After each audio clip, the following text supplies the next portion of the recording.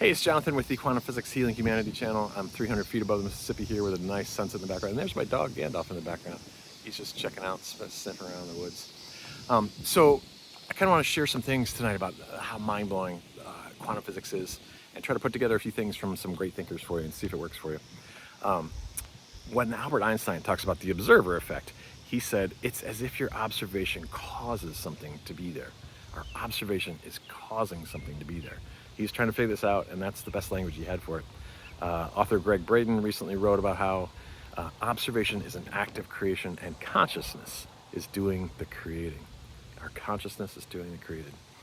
And as I've mentioned before, nobody says it better than the Nobel Prize winner Niels Bohr back in 1922.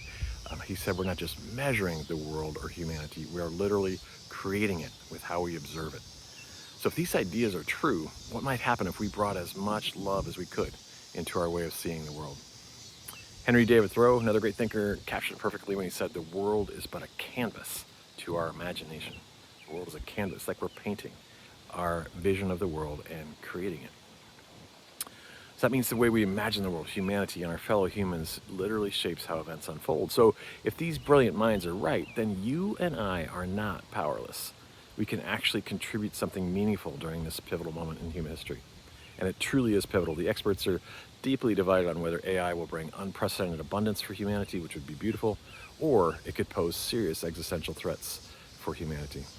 The war in Iran is a mess. If you're watching the news at all, you know that. It has no clear end in sight. It's costing the world a lot. And in just 99 days, we have midterm elections in the United States that could determine whether we live in a democracy or a dictatorship here in the United States. And that's not a joke. Historians have shown us that dictatorships don't rise without a significant portion of the population believing the government lies. But if consciousness is the fundamental reality, then what we think and feel truly matters. It can make all the difference in these questions. And this kind of brings us to the great idea from Margaret Mead. You've probably heard it before. Never doubt a small group of thoughtful, committed citizens can change the world. Indeed, it's the only thing it ever has. And that's us. A small but very powerful, thoughtful group of committed people. So what might happen if you and I consciously affirm and profoundly visualize how our government officials at every level, especially the state attorneys general in this election, who are really the ones with the most power in elections, what if they're guided by deep integrity and moral courage? We can really deeply affirm and visualize and feel that they are guided by deep integrity and moral courage. What if we literally try to send love and affirm humanity's inherent goodness into that collective field?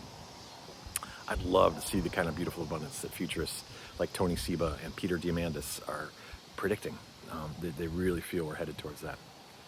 So if you're a meditator, if you have a practice of meditation, whatever time of day you do that, take care of yourself first, and then see if you can try to feel and visualize the world you want to see.